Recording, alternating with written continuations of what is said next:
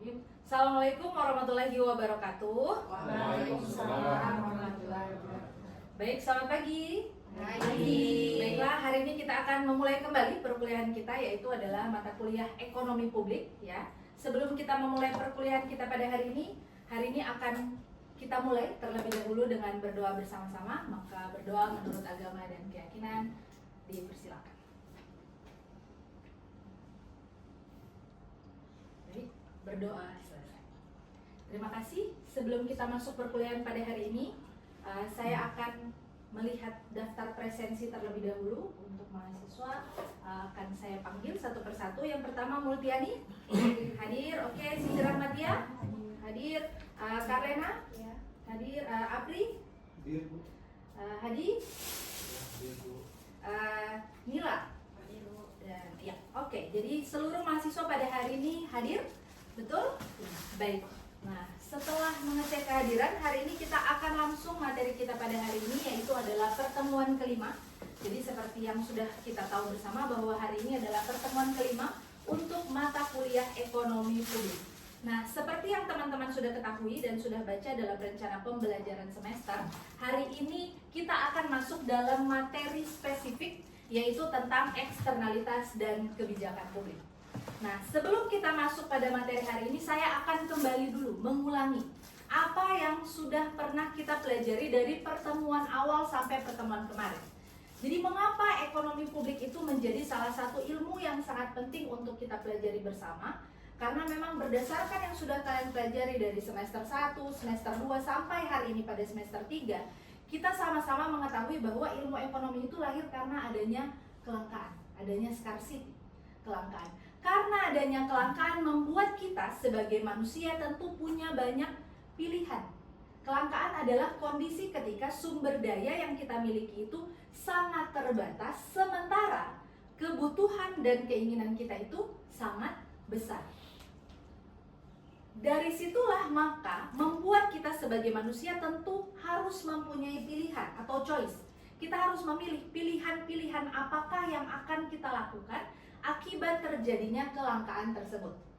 Nah, dalam semester 1, dalam mata kuliah pengantar ekonomi mikro 1, di semester 2 teman-teman mempelajari pengantar ekonomi mikro 2. Jadi mikro 1 dan mikro 2 kita sama-sama mempelajari pilihan-pilihan tersebut sebagai seorang individu, sebagai kita masing-masing. Oke? Sebagai individu kita memilih apa saja hal-hal yang harus kita prioritaskan. Namun dari semester 1, semester 2 akhirnya kita belajar bahwa ternyata kondisi pasar itu tidak ideal. Kondisi pasar itu tidak mencapai kondisi yang efisien. Ada kegagalan pasar yang terjadi di sana. Dalam ekonomi mikro 2 kita sama-sama belajar bahwa pasar itu gagal. Kenapa? Ada beberapa faktor yang menyebabkan kegagalan pasar sehingga membuat pilihan-pilihan yang tadinya kita buat pilihan individu, saat ini itu menjadi pilihan bersama, pilihan komunal, yang kemudian kita kenal dengan materi pada hari ini, yaitu adalah kebijakan publik, yaitu pilihan yang harus dilakukan tidak hanya oleh individu, namun seluruh masyarakat, bahkan diperlukan peran pemerintah di dalamnya yang kemudian kita sebut sebagai public policy atau kebijakan publik. Nah, itu tadi adalah apa yang sudah kita pelajari, bahkan dari semester 1, dari pertemuan pertama sampai pada hari ini. Jadi konsekuensi pelajaran atau apa yang sudah kita bahas sejak semester 1 sampai hari ini itu terkoneksi pada materi pada hari ini, yaitu adalah tentang pilihan pemerintah atau kebijakan publik. Nah, sebelum kita memulai kelas kita pada hari ini, saya sudah ingat, saya sudah memberikan tugas. Halo teman-teman. Oke, mungkin kita perlu bermain sebentar, boleh? Tepuk 1, tepuk 2, tepuk 1, tepuk 2. Oke, saya ingat minggu lalu saya memberikan tugas, betul ya. Jadi seperti yang sudah kita tahu, saya akan cek kembali dulu dalam rencana pembelajaran semester kita. Jadi ini yang sudah kita ketahui ya, yang sudah ada pada teman-teman sekalian. Jadi hari ini kita akan mempelajari ya, tadi materinya sudah saya sampaikan, yaitu adalah eksternalitas dan kebijakan publik. Jadi hari ini masuk di pertemuan kelima. Ya, jadi hari ini tujuan pembelajaran kita adalah untuk memahami teori eksternalitas dan kebijakan publik serta relevansinya dengan fenomena sehari-hari, fenomena ekonomi sehari-hari.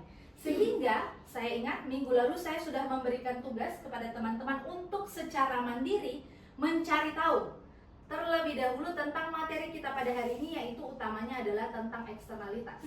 Nah, tugas minggu lalu adalah saya minta teman-teman untuk mencari tahu ya, apa sih contoh dari eksternalitas ya. Ada yang tahu contoh eksternalitas negatif? Polusi.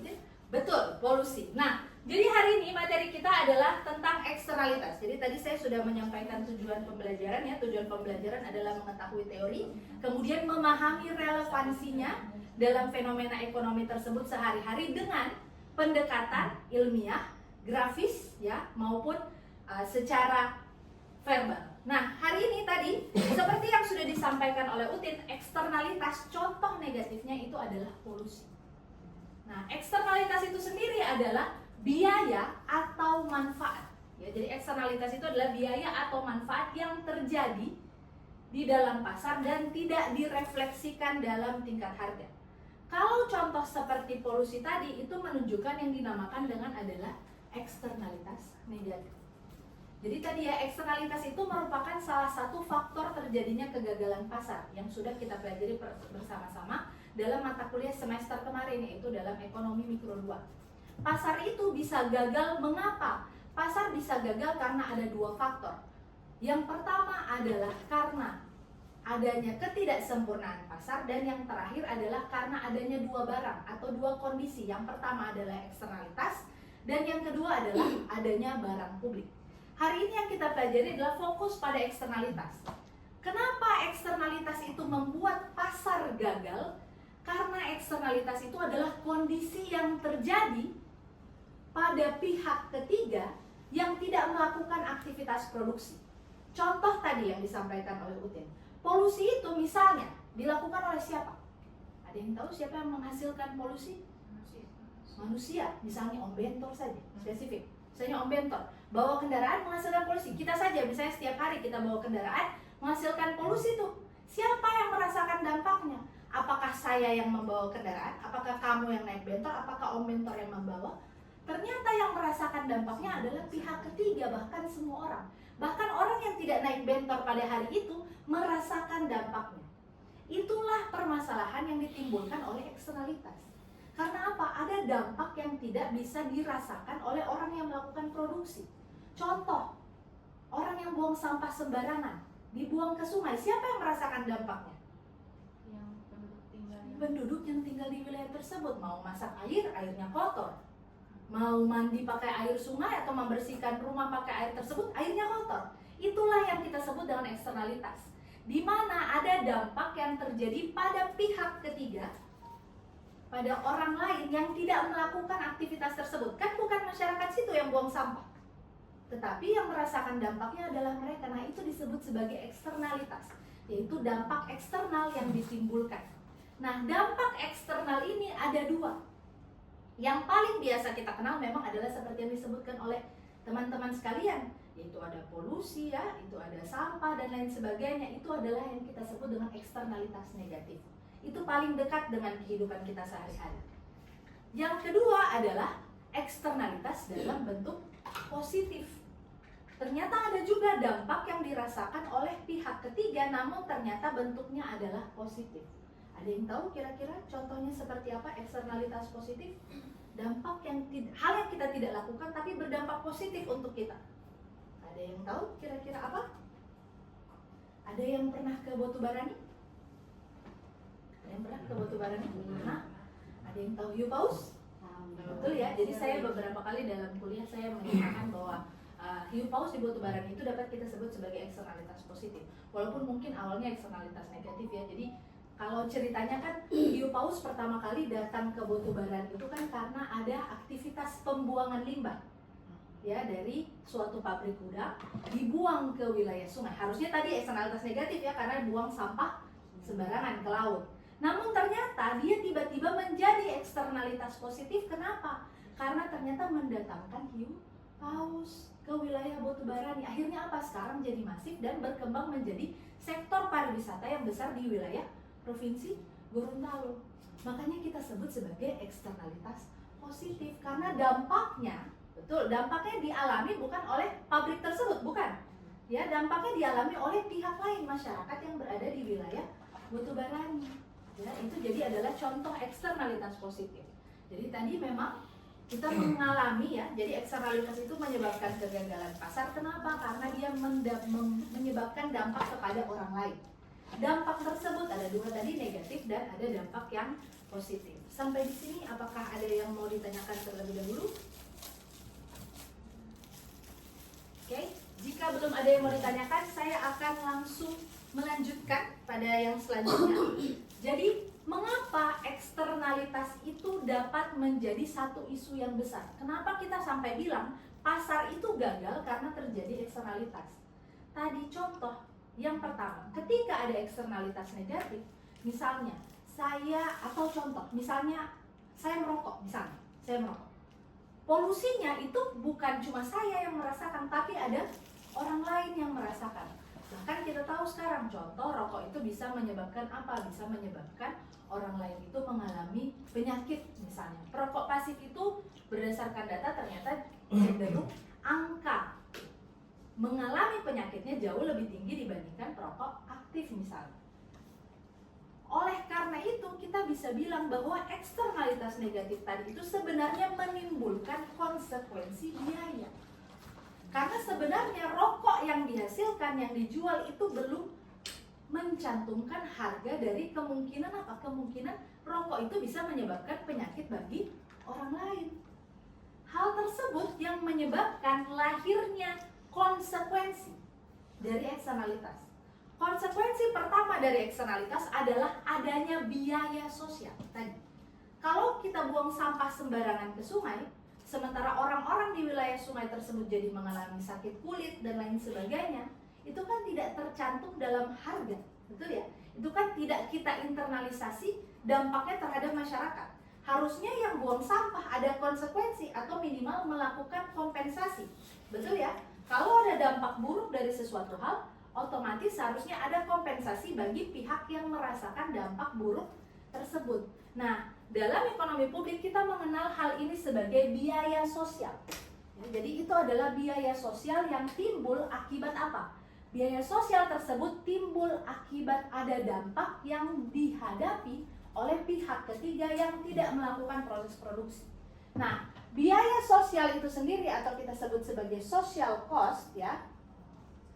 Jadi social cost ini dia sebenarnya akan kita gambarkan bahwa dia itu adalah terjadinya biaya eksternal.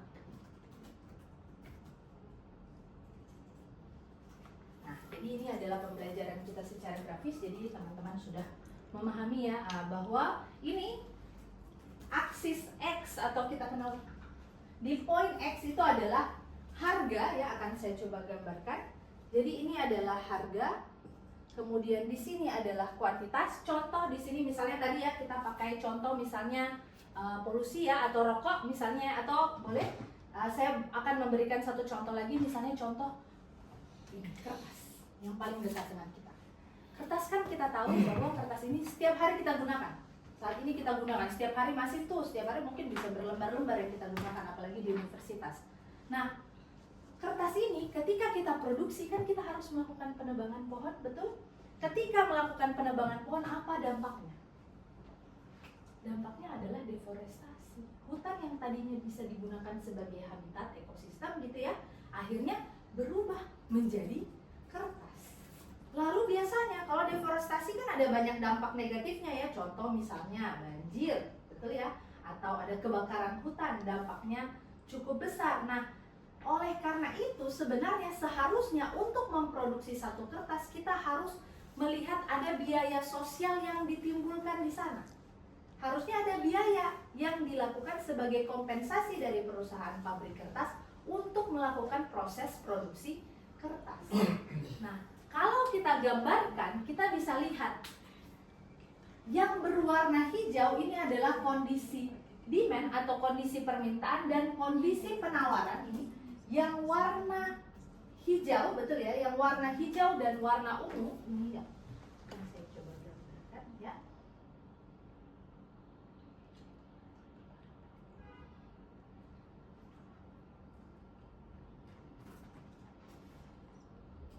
yang berwarna hijau, ya, ya.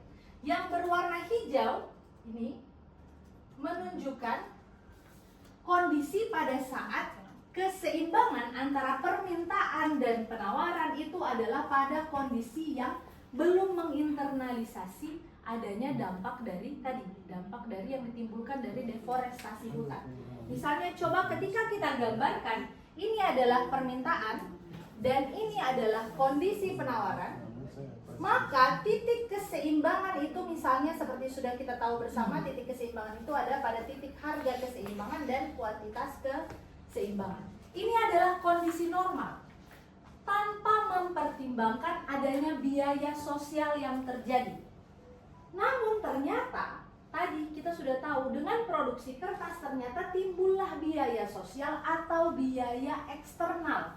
Jadi biayanya lebih besar karena kita harus mengkompensasi terjadinya dampak negatif bagi pihak ketiga. Maka kurva penawaran kita akan berpindah dari S1 ke S2. Penawaran kita akan berpindah, maka konsekuensi yang terjadi adalah otomatis titik keseimbangan kita pun akan berubah dari yang ini, dari titik A, kemudian kita akan pindah ke titik G. Dari titik A ke titik G, apa yang terjadi?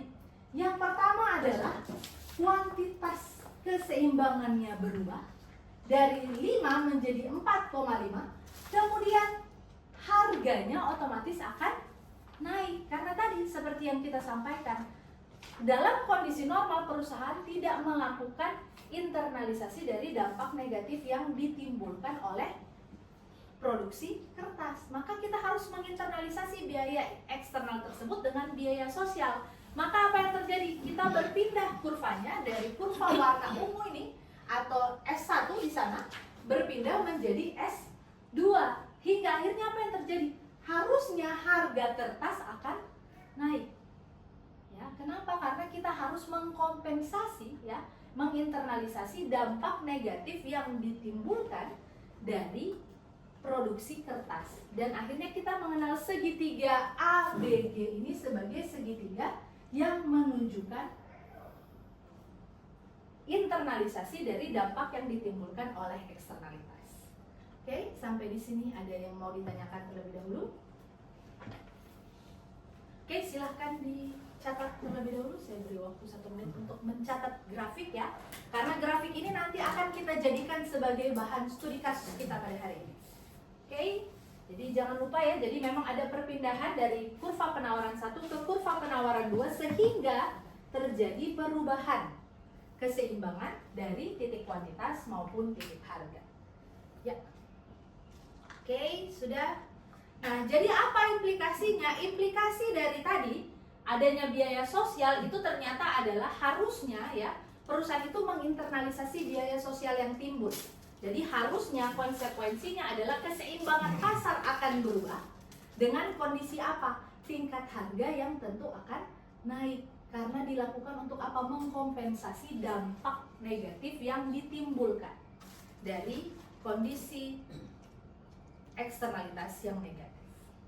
Nah, tadi sudah kita pelajari tentang eksternalitas positif dan ini adalah tentang eksternalitas tadi adalah eksternalitas negatif dan sekarang kita akan masuk ke pembahasan tentang eksternalitas positif di mana manfaat eksternal kalau tadi adalah biaya sosial yang timbul. Sekarang berbeda, yang timbul adalah manfaat eksternal.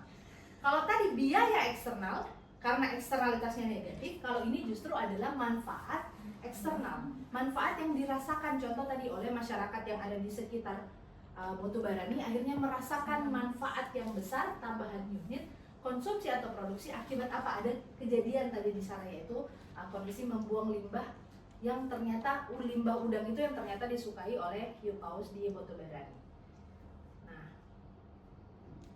Nah, tadi yang sudah kita lakukan pada kurva yang kita gambar, yang teman-teman gambar bersama, ya, dengan saya, itu adalah kondisi yang kita sebut sebagai kondisi internalisasi. Jadi kita mencoba menginternalisasi harga. Akibat apa? Terjadinya eksternalitas. Siapa yang bisa melakukan internalisasi? Yaitu adalah pihak yang terlibat dalam proses produksi. Contoh tadi mungkin kita bisa sebut sebagai perusahaan yang memproduksi kertas, atau kita juga bisa bilang siapa misalnya yang menghasilkan polusi. Kita kasih pajak dong buat siapa? Buat apa? Buat yang membuat bentor, yang membuat mobil, yang membuat motor, yang menghasilkan polusi. Kita harus menginternalisasi dampak dari eksternalitas melalui apa? Bagaimana caranya kita bisa memaksa mereka untuk melakukan? Naikkan harganya, harus kasih kompensasi kepada masyarakat yang dirugikan. Bagaimana caranya? Apakah swasta mau? Tentu saja mereka belum tentu mau. Otomatis yang harus kita lakukan adalah memaksa, bukan memaksa maksudnya ya, mengenforce. Kita harus mendukung melalui apa? Dari sinilah muncul pentingnya kebijakan publik. Siapa yang harus mengambil peran? Yang harus mengambil peran adalah pemerintah. Pemerintah harus mengeluarkan kebijakan apa? Untuk menginternalisasi dampak negatif yang ditimbulkan. Internalisasinya lewat apa? Kebijakan publik. Internalisasinya lewat apa? Yang kemudian kita kenal sebagai pajak, atau kita sebut dengan pajak korektif. Pajak korektif ini mekanisme pemindahan dari kurva yang sama, dari kurva penawaran 1 ke kurva penawaran 2.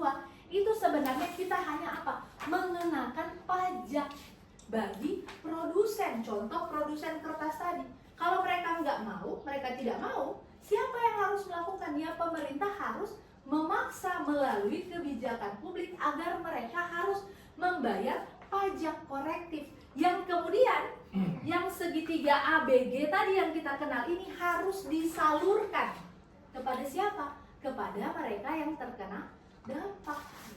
Mereka yang terkena dampak harus diberikan kompensasi atas penerimaan yang diperoleh oleh pemerintah dari pajak. Bagaimana contohnya di Indonesia? Ya, implikasi pajak ini tadi ya. Jadi kalau ada implikasinya otomatis produksinya akan optimal, kemudian akan ada kompensasi. Bagaimana fenomenanya di Indonesia? Di Indonesia pajak korektif tadi itu sudah keluar tahun 2021, yaitu salah satunya adalah pajak karbon.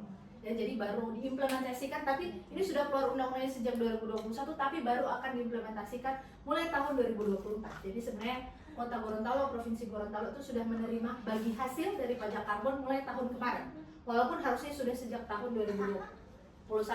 Jadi ini adalah contoh pajak korektif yang seharusnya dilakukan oleh pemerintah ya, untuk menginternalisasi dampak dari eksternalitas. Contoh kalau di Indonesia itu pajak karbon yang paling besar itu dikenakan untuk satu, rokok, cukai. Ya, jadi bapak-bapak ya, teman-teman ya yang merokok gitu ya, itu selalu bayar cukai ya.